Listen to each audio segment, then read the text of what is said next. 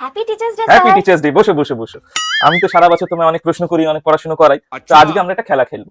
আমি তোমাকে প্রশ্ন করব, তুমি যদি উত্তর না দিতে পারো, তোমার কাছে 10 টাকা আছে তো? হ্যাঁ, এই তো কয়েন আর একটা নোট। আচ্ছা, তুমি যদি উত্তর না দিতে পারো, তুমি আমায় 10 টাকা দেবে।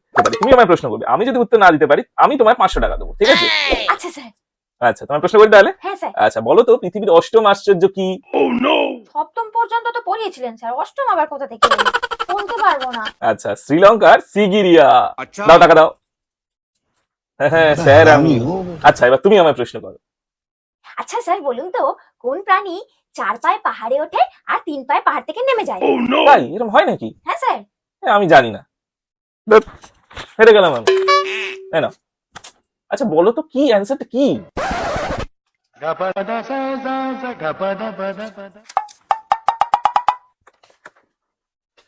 This is business.